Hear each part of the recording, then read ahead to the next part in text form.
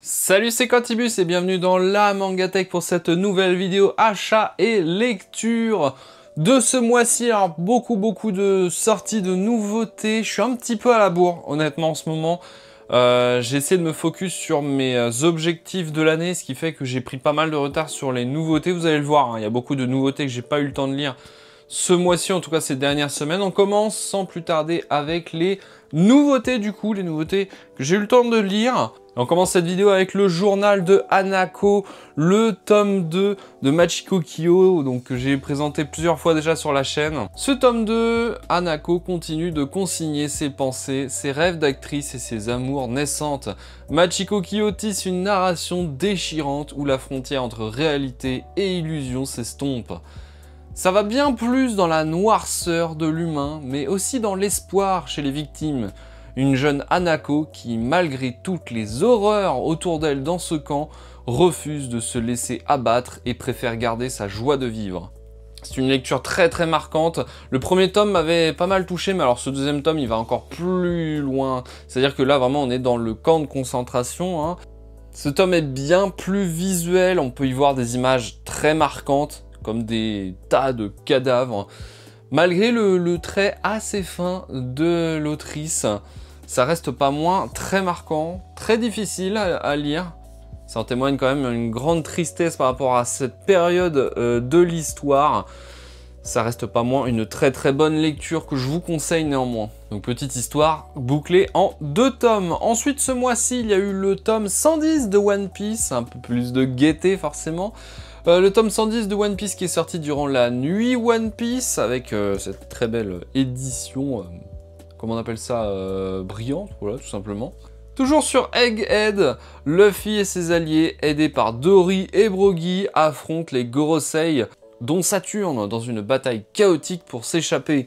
Vegapunk révèle via un message mondial des secrets sur le siècle oublié, le Mother Flame, la montée des mers et les fruits du démon secouant le monde.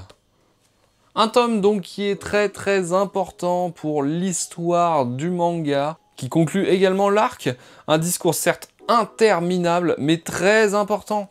Il est temps de dévoiler les mystères du manga car, mine de rien, on s'approche de la fin. Ensuite, ces dernières semaines, le tome 32 de One Punch Man. Ce tome 32 accélère l'arc des monstres, des combats épiques portés par le trait dynamique de Yusuke Murata.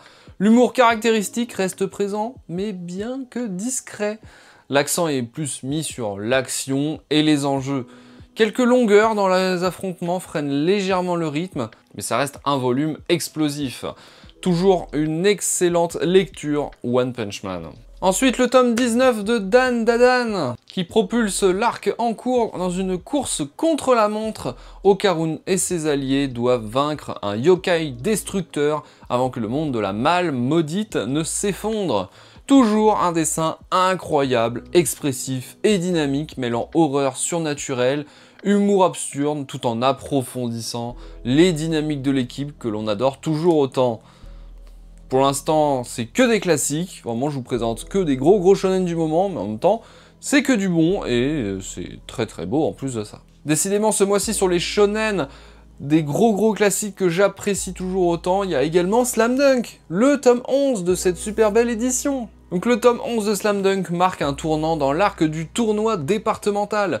L'équipe menée par un Sakuragi toujours aussi impulsif et un Rukawa en grande forme affronte des adversaires redoutables avec des planches, un dessin et un découpage dynamique et énergique. Toujours un pur bonheur à lire. Un classique.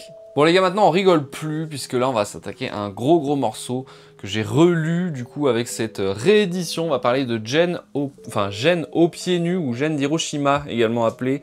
Tout d'abord l'édition très jolie. Bien que j'ai eu un gros souci d'impression sur le tome 2, j'ai eu carrément 100 pages qui ont été sautées, et du coup 100 autres pages qui ont été doublées. Du coup, j'ai pas pu lire le tome 2, bien que je connaisse, donc ça va. Donc Gen aux pieds nus, de quoi ça parle? À Hiroshima en 1945, Gen Nakoaka, un garçon de 6 ans, espiègle et résilient, vit avec sa famille dans la pauvreté de la guerre. Le 6 août, la bombe atomique anéantit tout. Gen survit miraculeusement aux côtés de son frère Shinji, mais affronte l'horreur du Picadon, le flash de la bombe, les souffrances de la radiation et la lutte pour la survie. Eh bien ça reste toujours une de mes lectures les plus poignantes. C'est glaçant. C'est une lecture marquante. J'en avais déjà parlé durant mon vlog à Hiroshima cet été où j'avais pu faire un résumé de ce qui s'était passé. On a ici un récit plus intimiste sur la situation de cette époque, plus centré sur d'abord une famille, puis les survivants. Un témoignage poignant contre la guerre. On ne glorifie ni la guerre, ni le Japon, ni les combattants. Il démontre surtout l'absurdité de la situation. C'est un chef-d'œuvre brut et bouleversant. À travers les yeux de Gen, un enfant confronté à l'horreur de la bombe atomique d'Hiroshima, Keiji Nakazawa livre un récit autobiographique d'une puissance rare. Le dessin, simple mais expressif, amplifie l'impact des scènes de dévastation et de résilience. Ce manga ne se contente pas de témoigner des atrocités de la guerre et des radiations, il témoigne également l'espoir et l'humanité face à l'indicible. Je pense que c'est un manga qui est d'une importance capitale puisque c'est un devoir de ne pas oublier les horreurs du passé. C'est un très bon exemple, c'est une très bonne lecture. Public averti bien évidemment puisque c'est très souvent très graphique. Hein. Il y a des scènes qui sont visuellement dures à suivre, à regarder, à lire. Donc, je préviens, ce n'est pas pour les plus jeunes.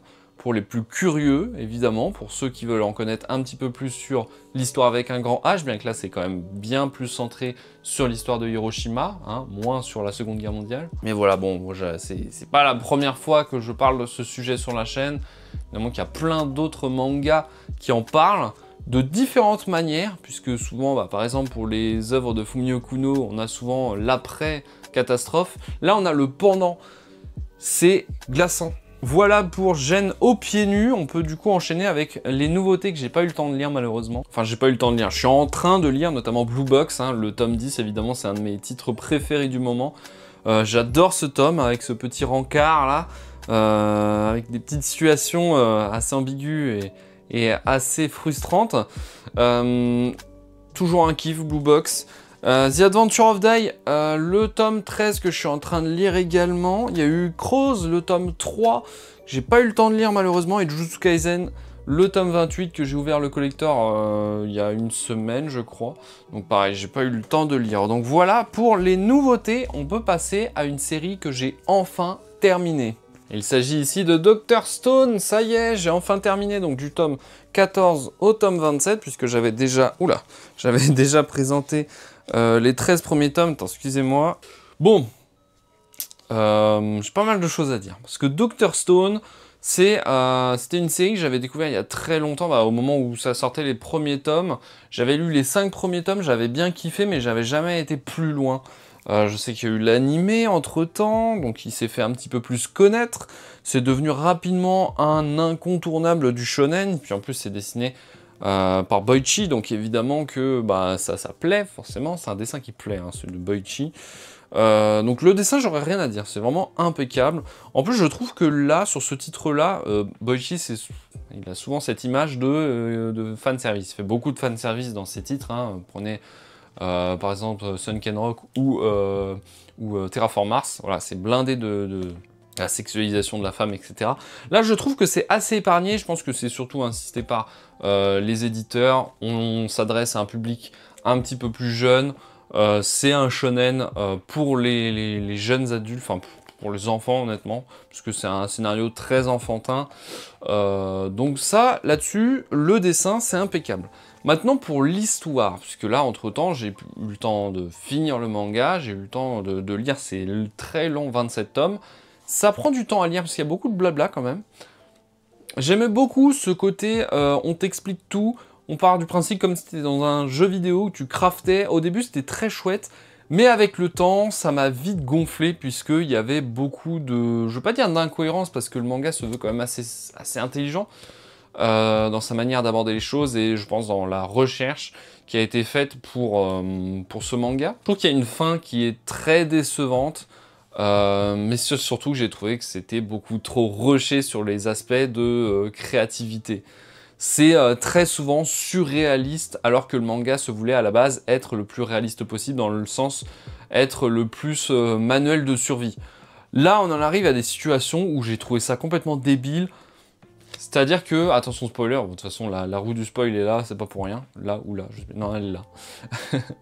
Mais très rapidement dans l'histoire, on te dit qu'il va falloir aller sur la Lune. On est dans un monde où il n'y a plus aucune technologie, il n'y a plus rien, on est vraiment comme à l'âge de pierre. L'objectif, c'est d'aller sur la Lune. Pourquoi pas? En vrai, pourquoi pas? Mais il n'y a pas cette sensation de durer dans le temps dans ce manga. C'est le problème, j'ai l'impression en claquant des doigts, ils te font spawn des voitures, ils te font spawn des ordinateurs, ils te font spawn des fusées. Non, je pense, je suis pas un mathématicien, je suis pas un scientifique, je suis pas rien de tout ça, mais je pense pas que ce soit vraiment réel. On est sur un manga, évidemment, vous allez me dire, oui, mais c'est de la fiction, c'est un manga, c'est pour les enfants. Sauf que non, le postulat de base, c'était de partir d'un principe réaliste. Et là, on te fait vraiment, sauter des pans de l'histoire en seulement quelques semaines des fois. Alors dans le manga, oui, il y a des ellipses. Des fois, on te dit, alors 3 ans plus tard, 4 ans plus tard, 5 ans plus tard, voilà, on a réussi à fabriquer Internet, on a réussi à fabriquer une navette spatiale, etc. Sauf que bah, déjà, les personnages n'évoluent pas physiquement. Hein, c'est-à-dire que des fois, je pense que si tu accumules toutes les créations qu'ils ont fait, je pense que ça doit tenir sur... Enfin, dans l'histoire, ça doit tenir sur à peu près 10-15 ans. Les personnages ne changent pas physiquement. On prenait du premier tome au dernier tome. Il devrait normalement se passer une centaine d'années avec tout ce qu'ils ont pu créer. Mais non, ils ne changent pas physiquement. Donc je trouve qu'on s'y perd un petit peu dans tout ça. Et puis il y a ce côté où ça semble être des surhommes. Tous les personnages dans ce manga sont des surhommes. Ça m'a vite gonflé en fait cet aspect-là. Je sais que vous serez sûrement pas d'accord avec mes propos, ça je peux comprendre hein, évidemment, mais ça m'a complètement lâché en fait. Alors pourtant j'étais jusqu'au bout, ça a été très difficile, mais voilà, ça m'a un petit peu déçu on va dire, puisque le début m'avait beaucoup plu, ce côté un peu mystérieux. Puis alors forcément moi dès qu'on explique des mystères du manga, je suis toujours assez déçu. Hein, ça avait été le cas notamment pour Promised Neverland, c'est le cas pour plein de choses, hein, pour One Piece, pour Lost, la série. Bah là c'est le cas, Dr Stone, je pense que oui, forcément on s'attend à des explications, il y a beaucoup de mystères qui sont établis au début, on les explique rapidement et c'est très décevant par moments. Voilà, le Wiman, pour moi, la réponse à tout ça, ça m'a... J'étais un peu en mode, ouais, ok, d'accord. Donc voilà, pour Dr Stone, j'ai été assez déçu. Quand même content d'avoir fini le manga. Voilà, c'était dans mes objectifs, j'ai terminé. Je me suis tenu au pari, j'étais jusqu'au bout. Maintenant, voilà, hein, c'est un peu déceptif. Allez, on enchaîne avec les découvertes, les nouvelles séries que j'ai découvertes. Bon, voilà, ce sera des one-shots. J'ai découvert Nononba, c'est dernière semaine de Shigeru Mizuki. Alors, Nononba, de quoi ça parle? Dans le Japon des années 1930, Shigeru, un garçon rêveur, découvre le monde des yokai grâce à Nononba, une vieille femme mystique. Entre folklore, aventure et souvenirs d'enfance à Sakai Minato, ce manga autobiographique de 1977 mêle humour, surnaturel et nostalgie. Déjà, on va parler rapidement de l'édition, hein, c'est toujours les éditions Pierre de chez Casterman, très très beau, même si j'ai une petite erreur de découpage en haut et en bas, mais sinon c'est toujours très magnifique, c'est toujours un plaisir de lire ces gros bouquins là. Je crois que c'est le dernier de Shigeru Mizuki qui me manquait de ces éditions là, donc très très chouette à avoir en librairie. Maintenant, le manga. Bah je trouve un très bon complément au manga Vie de Mizuki, puisque là on revient sur la jeunesse de l'auteur. Ça mêle souvenirs d'enfance et folklore yokai avec une tendresse infinie. Le récit ancré dans le Japon rural des années 1930 captive par son mélange d'humour, de surnaturel et d'émotion. Les dessins entre réalisme et fantaisie donnent vie aux esprits et à l'innocence de Shigeru. Un voyage nostalgique et envoûtant à la croisée de la tradition et de l'intime.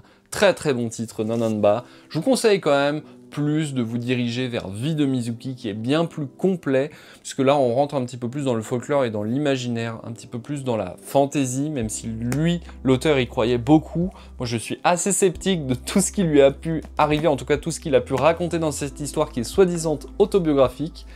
Mais bon, voilà, ça reste une très très bonne lecture, très agréable, et si vous êtes fan de yokai, je vous le conseille bien évidemment. Allez, dernière lecture, puisque la vidéo commence à être longue, je me presse, on va parler de Le Vœu Maudit. Ça y est, c'est mon tout premier Kazuo Umezu. J'avais dit qu'il fallait que je découvre cet auteur cette année. Bah voilà, j'ai découvert grâce à Le Vœu Maudit, hein, que j'avais demandé, rappelez-vous, dans le vlog de la Japan Expo, j'avais demandé quel serait le meilleur titre sur le salon du Lézard Noir, enfin sur le stand le stand de la maison d'édition Le Lézard Noir. J'avais demandé quelle serait la meilleure porte d'entrée pour découvrir l'auteur. Il m'a conseillé Le Vœu Maudit.